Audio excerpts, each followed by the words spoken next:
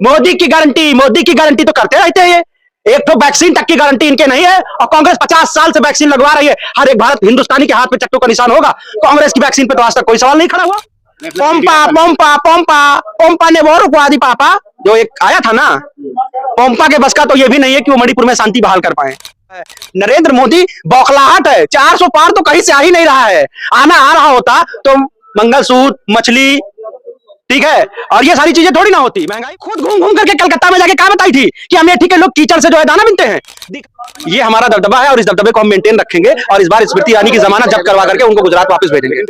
चर्चित सीट और सबसे हार्ड सीट कहे जाने वाली अमेठी सीट गौरीगंज में आज हम मौजूद हैं और यहाँ पर अमेठी से अभी तक कांग्रेस के किसी प्रत्याशी का अनाउंसमेंट नहीं हुआ है और वहीं पर बीजेपी जो है वो उसकी पार्टी से स्मृति ईरानी ने अपना नामांकन दाखिल कर दिया है। तो आज हमारे साथ में कुछ लोग मौजूद हैं और हम इनसे बात करेंगे क्या कारण रहा, किस लिए अभी तक कांग्रेस ने अपना प्रत्याशी नहीं उतारा और यहाँ की जनता का क्या कहना है कि क्या कारण हो सकता है जिसलिए अभी तक कांग्रेस ने अपने प्रत्याशी का अनाउंसमेंट नहीं किया। हमारे साथ कुछ लोग मौजूद हैं और विकास अग्रवाल हैं जो बहुचर्चित है और वायरल बॉय के नाम से भी जाने जाते हैं। आज हम इनसे बात करने का प्रयास करेंगे।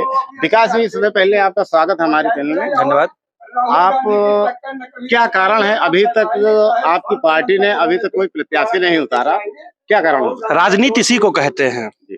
जो मीडिया कांग्रेस का नाम नहीं लेती थी, राहुल गांधी का नाम नहीं लेती थी, आज वो 3-3 घंटे लगातार, 4-4 घंटे लगातार दिन भर में प्राइम टाइम पे राहुल अमेठी कब जाएंगे, प्रियंका रायबरेली कब जाएंगी, तो वो लोग खुद ही मतलब टीआरपी के लिए, टीआरपी मोदी के नाम पे तो आ नहीं रही है, टीआरपी अमेठी रायबरेली के नाम पे आएगी। विश्व की, भारत में हर एक व्यक्ति की निगाह अमेठी रायबरेली पे है।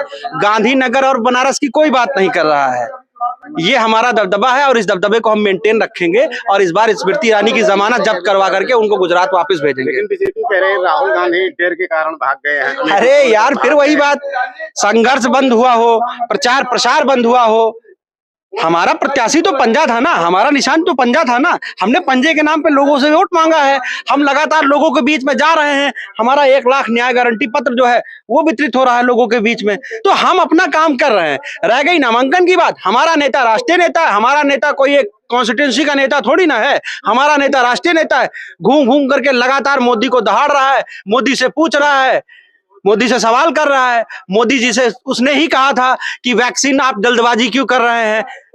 अदर पूनावाला की वैक्सीन जो विदेशों से विदेशी वैक्सीन थी, राहुल जी ने ही सवाल किया था। आज नरेंद्र मोदी उसके जो सर्टिफिकेट से अपना बड़ा दाढ़ी वाला चेहरा था वो भी हटा दिए।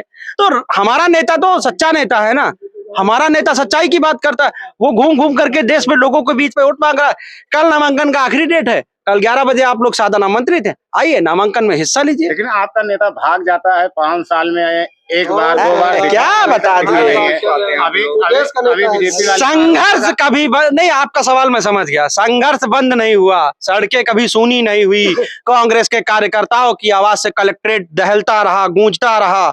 सड़कों पे हम कांग्रेस के कार्यकर्ता लगातार बने रहे और हमारा नेता भारत जोड़ो यात्रा लेकर के लगातार उत्तर से दक्षिण, पूरब से पश्चिम वो चलता रहा। तो आप कैसे कह सकते हैं कि जो है कांग्रेस नहीं थी। कांग्रेस विचार है ना, विचार सड़क पे होना चाहिए। नेता राष्ट्रीय नेता है, पूरे देश का नेता है, उसका घर अमेठी है, वो घर एक दिन के लिए आएगा तो भी। स्मृति ईरानी तो कह रहे हैं अमेठी का अपमान, वायनाड में जाके अपमान कर रहे हैं। अरे वो खुद घूम घूम करके कलकत्ता में जाके क्या बताई थी कि अमेठी के लोग कीचड़ से जो है दाना बिनते हैं।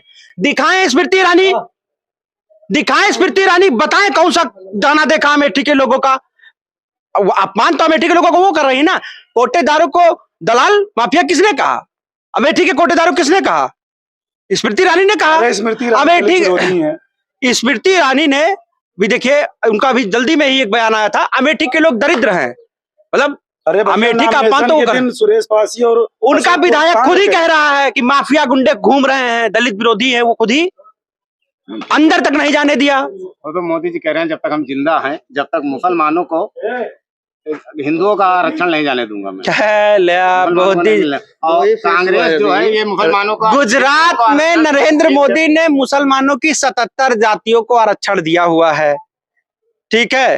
हिंदुस्तान में हिंदू को भी बराबर आरक्षण मिला हुआ है, मुसलमान को भी बराबर आरक्षण मिला हुआ है। नरेंद्र मोदी बौखलाहट है। 400 पार तो कहीं से आ ही नहीं रहा है।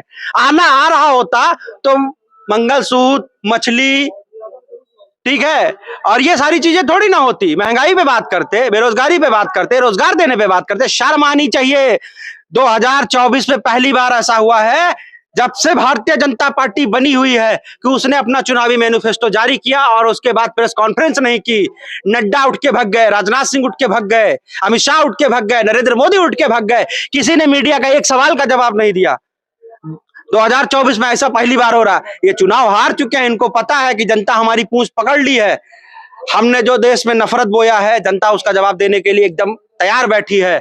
और आपको एक चीज बताएं, जो मंगलसूत्र की बात नरेंद्र मोदी कहते हैं ना, कांग्रेस का इतिहास रहा है देश के लिए अपना सर्वोच्च न्यौछावर करने का। मोतीलाल नेहरू के जमाने से लेकर के पंडित नेहरू 1947 में इस देश के प्रधानमंत्री बनते हैं। अपनी संपूर्ण संपत्ति मैं आनंद भवन देश को समर्पित कर देते हैं। 1971 में इंदिरा जी अपने समस्त गहनों समेत जो भी उनकी पूंजी रहती है वो देश को समर्पित कर देती है युद्ध काल में। और सोनिया जी ने राजीव गांधी तक को न्यौछावर कर दिया। ये हमको काके बताएंगे कि मंगलसूत्र, अरे कांग्रेस का इतिहास देने का रहा है। शायद पीडीएफ का अन्न ना मिलता तो हो सकता है नरेंद्र मोदी जी का भी पेट न भरता।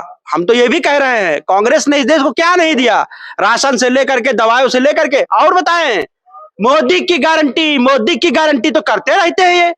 एक तो वैक्सीन तक की गारंटी इनके नहीं है और कांग्रेस 50 साल से वैक्सीन लगवा रही है। हर एक भारत हिंदुस्तानी के हाथ पे चट्टों का निशान होगा। कांग्रेस की वैक्सीन पे तो आज तक कोई सवाल नहीं खड़ा हुआ। ये गारंटी लेकर के आए हैं कल के। बस मोदिया का बनाया प्रोपेगेंडा है और वो उतर रहा है। जैसे मोदी जी कह रहे हैं कि जो अभी कांग्रेस की सरकार अगर आ गई तो आपके घर में 2 भैंसे हैं तो भैंसे बांट दी जाएगी। अरे 2 हैं तो एक मकान बांट दिया जाएगा। नरेंद्र मोदी जी बौखला गए हैं। यही चीज तो, इसीलिए तो 2 ही फेस में ना बांटने की बात आ गए। 70 साल में कांग्रेस ने कहा किसी को नहीं दे दिया। किसी को आपको दिया? आपने, आपको पता है किसी मुसलमान को कांग्रेस ने दे दिया कि हिंदू की एक भैंस लेकर के जाओ, खोल ले जाओ। कभी किसी को कांग्रेस ने दिया?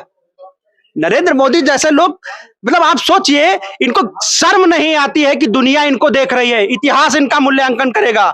वीडियो इनके यूट्यूब पे पड़े हुए हैं, सोशल मीडिया पे पड़े रहेंगे, अजर अमर हो जाएंगे। और जब पीढ़ियां हमारी आने वाली आएंगी तो लोग कहेंगे एक तो लफ्फाज प्रधानमंत्री था जो खुलेआम झूठ बोलता था, हिंदू मुसलमान करके वोट मांगता था। लेकिन आप दुनिया में डंका मोदी की वजह से। डंका नहीं भाई मेरे, पोम्पा ने वो रुकवा दी पापा। जो एक आया था ना, पोम्पा के बस का तो ये भी नहीं है कि वो मणिपुर में शांति बहाल कर पाए। पोम्पा के बस का ये भी नहीं है कि वो देश के लोगों को रोजगार दे पाए। जितने लोग फंसे थे उनको मोदी जी ने छुड़वाया है ना। अरे भाई, कतर में जितने लोग फंसे थे उसको मोदी जी ने कहा एहसान कर दिया। मोदी जी ने छुड़वा करके उनको फांसी हो जाती। मतलब बहुत सही बात बता दिए आप। आज के पहले देश में रेस्क्यू ऑपरेशन तो हुए नहीं है। भक्तों को बताना चाहता हूं, क्योंकि उस समय तो मीडिया इतना था नहीं। एयरलिफ्ट एक मूवी है इराक की, इराक और खाड़ी युद्ध की, उस दौरान की मूवी देख ले भक्तगण। कैसे जो है रेस्क्यू किया था हमारे इंडियन आर्मी के जवानों ने, हमारे लोगों ने, हमारे उस समय की प्रधानमंत्री ने, उस दौर के कांग्रेस के प्रधानमंत्री ने। तो आंखें खुल जाएंगी। लेकिन समस्या इस चीज की है ना कि राफेल आया, सबने देखा। मिराज आया, सुखोई 21 आया, मिग 21 बाइसन आया, 23 आया, ये साला किसी ने नहीं देखा आज तक इस देश में। लेकिन राफेल आया सबने देखा। और राफेल में भी घोटाला कर गए ये, बेईमानी कर गए ये। जिस दिन कुर्सी से उतरेंगे, जांच होगी, उसके बाद झोला चेक किया जाएगा, तब उतर के जाने दिया जाएगा। उसके पहले उतर के जाने नहीं दिया जाएगा।